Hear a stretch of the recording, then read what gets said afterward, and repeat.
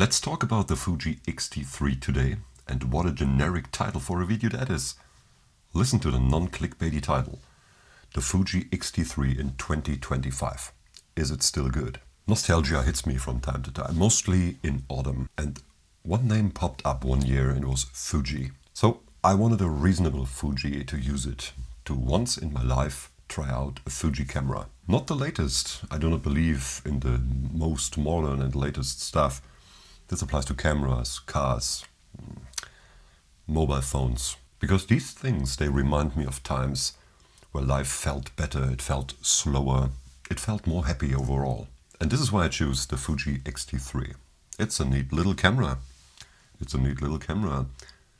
And when it came out of the box, I was surprised of how small it actually was. I'm used to bigger and heavier cameras, like the older Nikon DSLRs. And, well, they were a lot heavier. Even the D200 is so heavy. So when the Fuji came, I thought, well, it should be way bigger and way heavier because of the design than my A6700, A7S, or NEX5 even.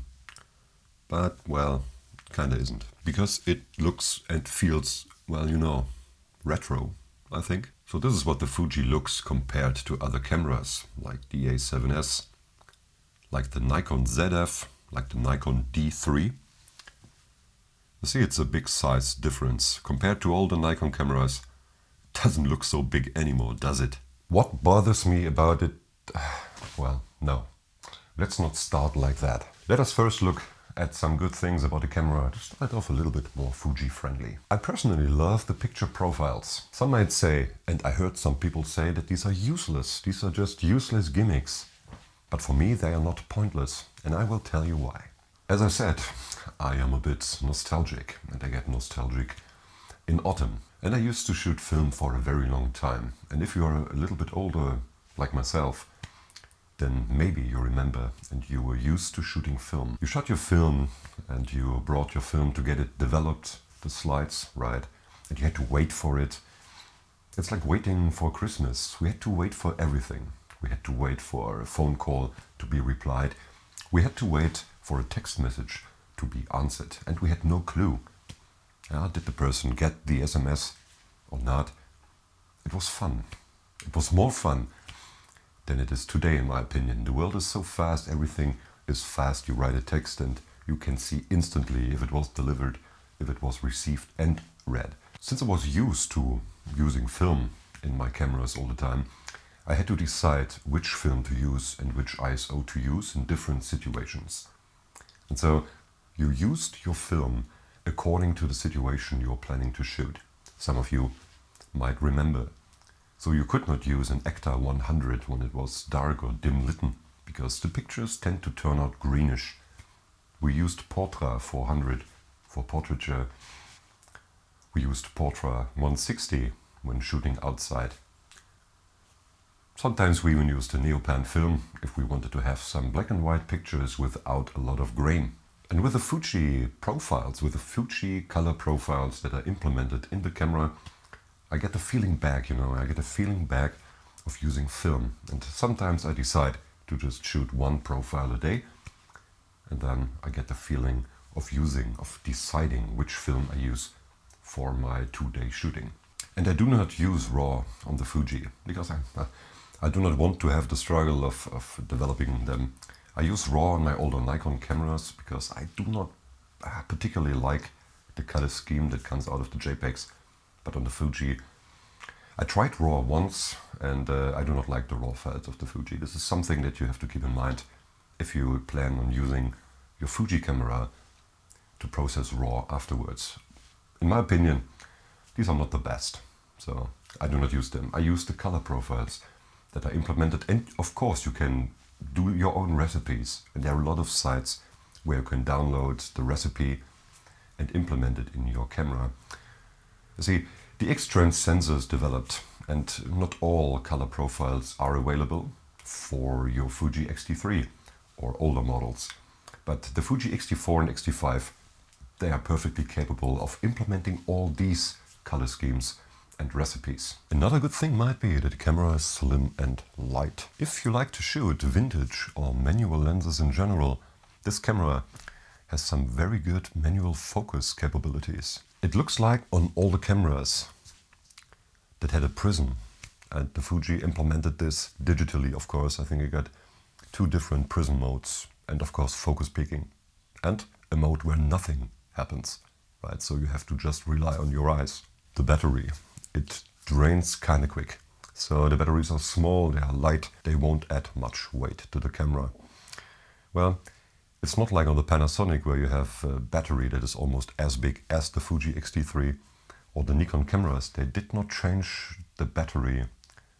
Well, it is the same size and the same dimensions, but it's not usable. I tried out an old battery from my Nikon D7000 on the Nikon ZF and it didn't work. It showed me and told me that I had to reload the battery, but it's still the same size. And the Fuji batteries are rectangular and slim and very light. The video capabilities of the Fuji are good. I used it a lot of times and I already made a lot of videos with the Fuji and different lenses. Well, the autofocus works fine. It's not... Well, when I bought it I didn't know what to expect, but from what I heard it's so bad, it's bad. No, it's not bad. It's not the best, it's not the fastest, but it is reliable enough for you to make some good videos in the talking head position, and even when you have a lot of distance to the camera. I tried it out with different lenses. About 40 meters away with a 56mm it worked. So I trust the autofocus more than the autofocus of the Panasonic and the A7S. And let me add, I do not analyze these cameras into pieces like some other channels do, and I get why they do it. And it's good if people are interested in every technical detail that a camera provides. For me, well, I do not care. I do not care about all these specs. For me it's important that it works, for me it's important how it looks, how the sensor renders. But it's like when you have a nice car, right?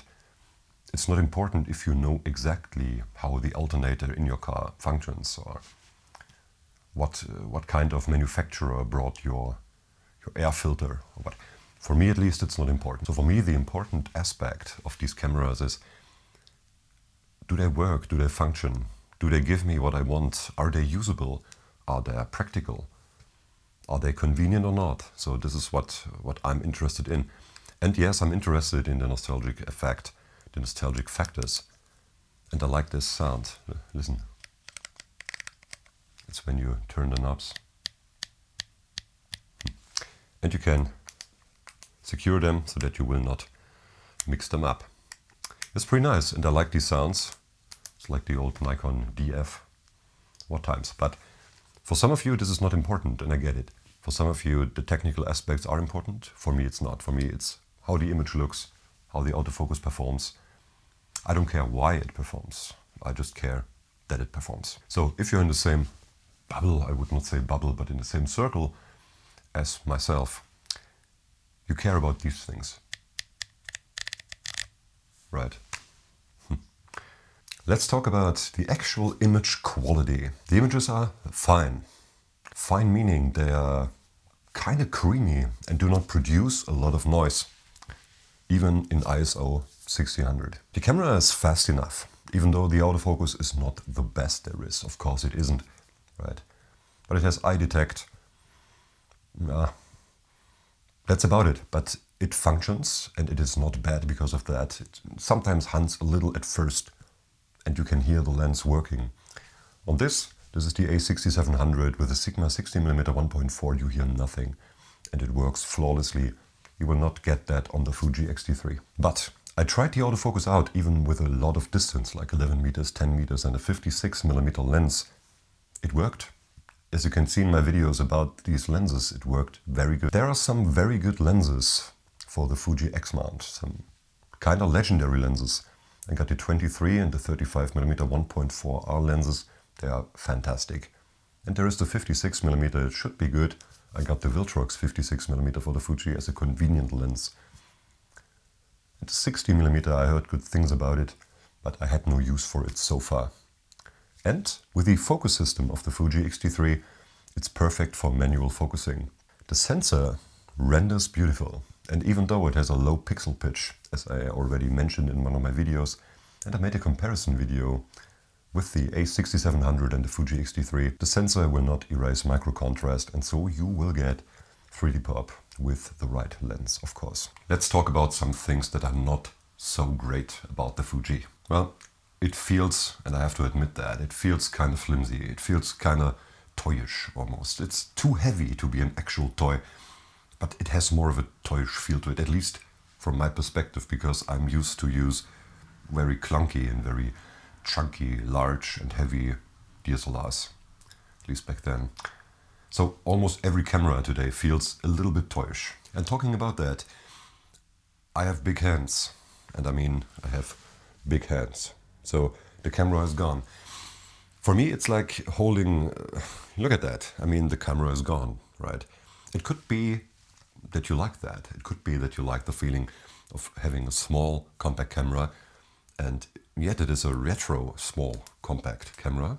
And this is something good, I think, but if you have big hands and if you like to have a big camera in your hands, or used to have a big camera in your hands, or heavy tools, right?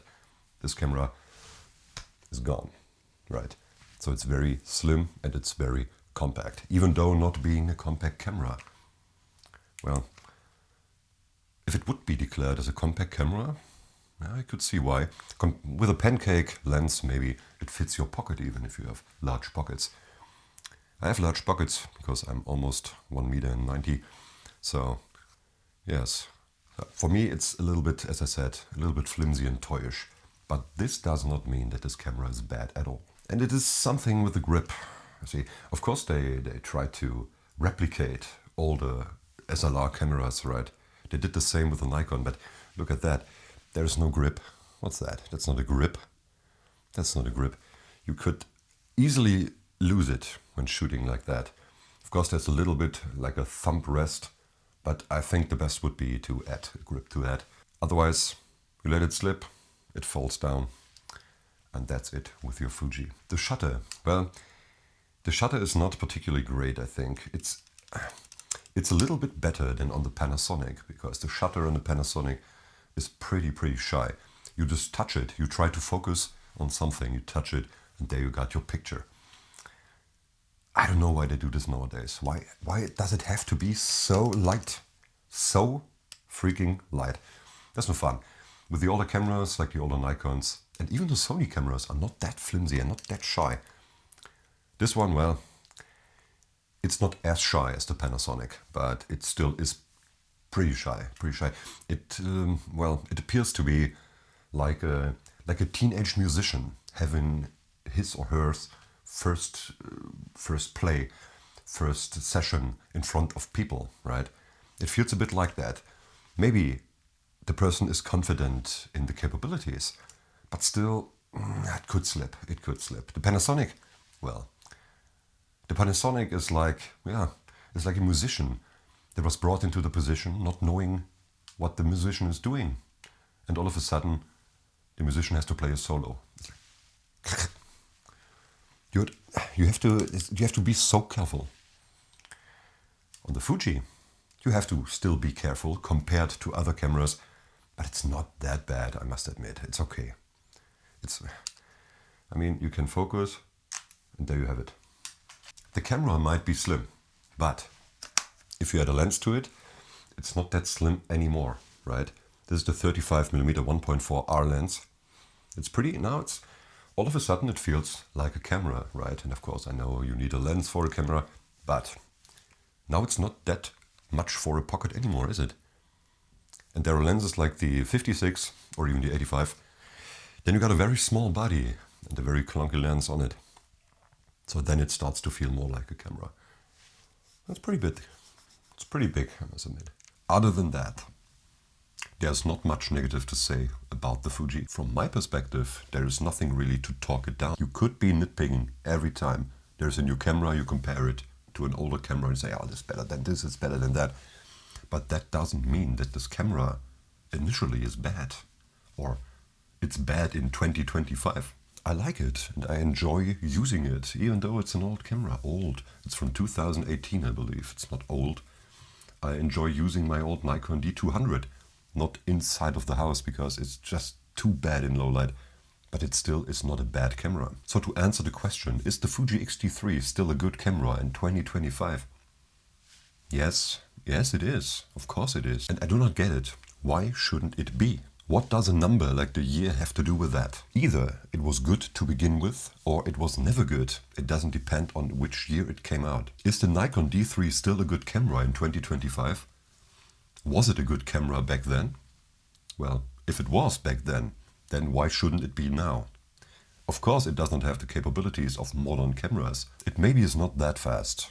Well, the AF is reliable. It has no video features. Well, but still it is a good camera, isn't it? It was a good camera back then. It was a very expensive camera. So the question should not be, is a camera good in 2026, 2025, 2024? But is this camera good? Was it ever good in the first place? I do not get it. Of course, things evolve with time. Of course they do, right?